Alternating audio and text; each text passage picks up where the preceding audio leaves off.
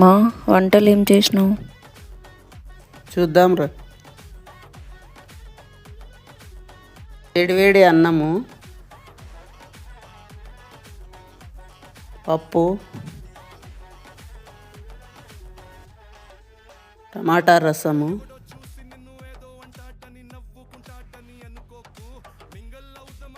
నంచుకునేకి beetroot తాలింపు.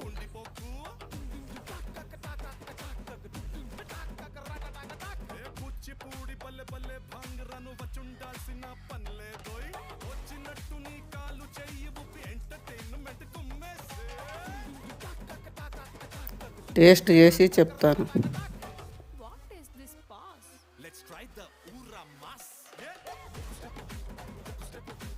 Taste సూపర్గా ఉంది.